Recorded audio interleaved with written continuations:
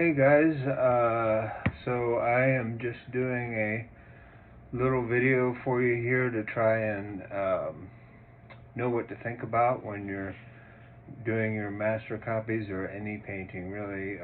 So you've got your subject here. In this case it's a painting by Chardin, Still Life. There's several by him in the folder that I gave you. And also some other paintings too, but let's look at this closely and see how we're going to proceed. The first thing will be perspective, and you're looking at objects pretty close up, and they're mostly at eye level. The surface of the grid is, that's your horizon right here. It's your eye level. It's just a little bit above the objects. And then the surface of your table is about like this. Now, if you, something that I noticed when I was preparing this is that if you go straight across and do it with computer precision, you can see that the table isn't exactly even over on this other side. It should end up right here, but instead it's a little farther down, but it's a little fuzzy there. So that's there are some things in this painting that aren't perfect, and that's, in a way, that's kind of what makes it interesting. So that's something to keep an eye out for too. Other perspective things to look at, you just want to make sure you have the structure of the items. So the easy one, going from left to right, this orange right here, it's just the sphere, and so this stem going right here is basically a cylinder going all the way up, and then this leaf going down right here, you have two planes, but one right here that's facing away from the light, and then another one right here that's facing towards the light. So that's something you'll want to capture. Obviously, you have a warm light coming from the left side of the screen, and it's probably coming through some kind of window, so it gets cut off right about here, and so that's why you see that cool green shadow at the top, and then there's probably a side of the window that you can see the shadow of right about, then the shadow you can see coming down right here. That's something to be looking for when you're choosing your colors and whatnot. As far as perspective goes, you have this goblet right here. This is something that I see a lot in the amateur paintings that I've seen. I talk about perspective a lot. Remember that your ellipses will get narrower as you go away from your horizon, which is up here, and so the top of this goblet right here will be a pretty narrow ellipse, and then farther down at the base of the top part, you have the stem and the bottom of the main part of the goblet. There are a little bit wider ellipses, and then you'll have the bottom that's a little bit wider than that. And then on this bottle right here, you have the same sort of thing. You have the mouth of the bottle that's real close to your eye line. It's just a very thin ellipse, and as you go down, you can see where the bottle opens is a little bit wider, where the top of the liquid is a little bit wider, and the bottom of the bottle is wider still. And not only do you want to make these wider as they go down, but you want to make them match up with the things that are the same distance from the horizon over here. So this is about as wide as the, pardon my bad drawing on here, but and then this bottle here as well, you see the ellipses, and even I didn't prepare this one, but this right here is an ellipse that will be as wide as the bottom of this bottle. As I said, you have your sphere right here and your opposing planes for this guy over here. And then basically what you have is part of a cone right here. You want to make sure that the two sides of this, and it gets a little bit wider at the mouth, but you want to make sure that the two sides of this are symmetrical on either side of an imaginary center line. And then the same goes for this, even though you have to imagine the other side of this little bottom thing right here. So you've done your cylinders and your cubes and all that stuff. That the reason why that you do all that stuff is so that you can divide all these objects into primitives and understand how they work with the light and whatnot. And so you have all these things. You know, these are little spheres right here. This pair here, you'll notice, is kind of a sphere with a cone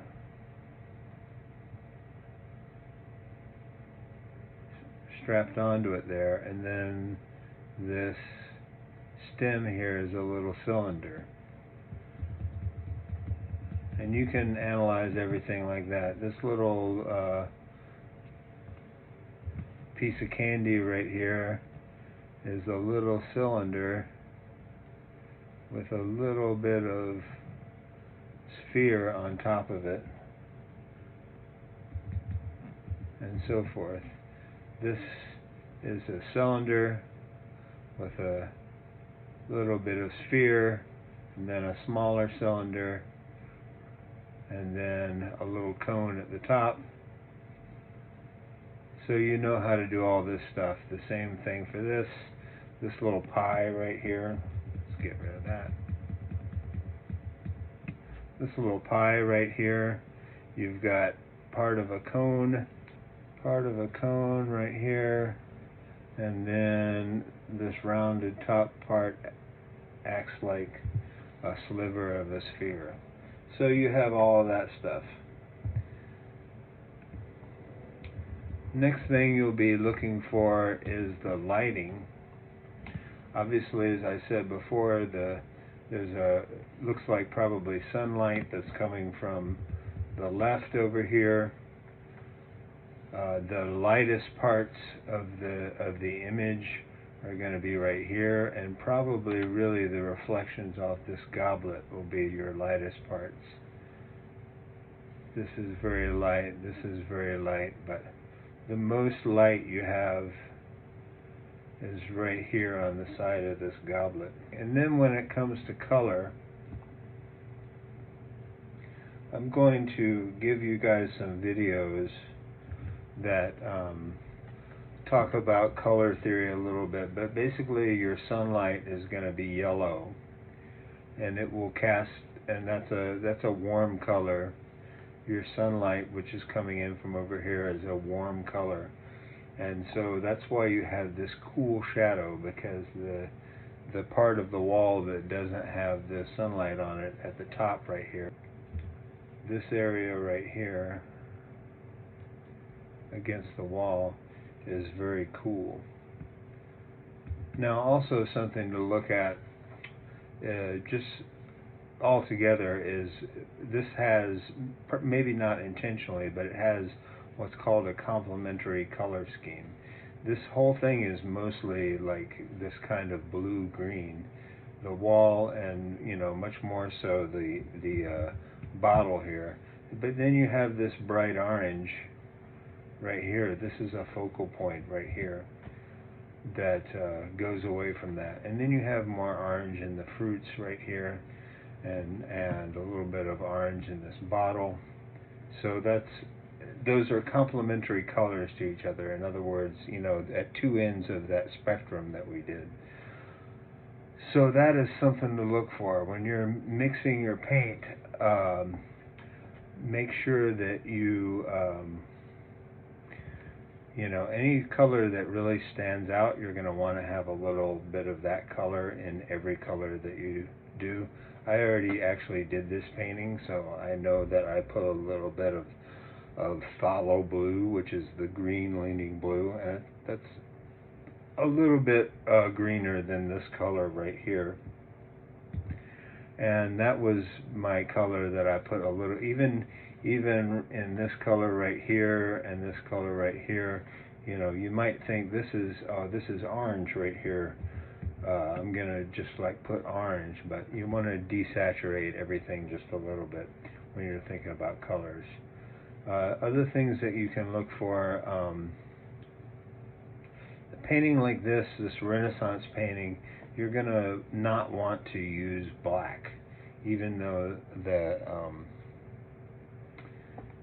we've been doing the grayscale and it was all black and white. You can use as much white as you want, but really you don't want to use black at all. And I'll talk about this more when we talk about color mixing. But like this right here, I basically for my black I use this phthalo blue mixed with like a burnt umber, which is about this color right here.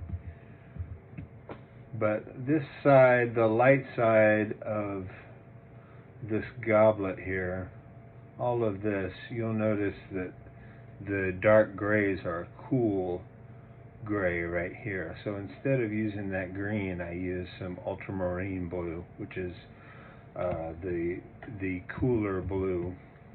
And then I use the phthalo blue with the burnt umber on this side to make the cooler gray, the warmer gray that's over here. When you're choosing your colors, it doesn't have to be exact, but it has to make sense. So before you even think about blue or green or red, think about, okay, this part is cool, this part is warm. How am I going to create that contrast? And let's see. There's a lot of, like I said, I already did this painting, so when you're, and I will go over this more, but there was a lot we're using acrylic paints, but we want to imitate this look of the old-timey oil paints. So I almost exclusively, I blocked in the main colors, like the local colors of everything, and then put some shadow on there. And then instead of doing wet on wet blending, I mostly just did scumbling with a dry brush. That is something that hopefully I will be able to show you when I get set up for that. That is basically what you're looking at as far as getting ready to go. I'll be posting the stages of this painting that I did a copy of later on, and then probably starting a new one so that I can show you how I do every stage. There's a lot to color mixing, and there's a lot to just getting your canvas prepared and everything, and I'll try to show you all that stuff. But basically there are some standard ways that people do it. There are the ways that it's taught, but it's mostly just about getting in there and doing it. So hopefully most of you are doing painting at home, and I will look forward to seeing you, and if not, I'll try to put as much information as I can on the Google Classroom. So that's all for now. Goodbye. Stay safe. Wash your hands. Bye.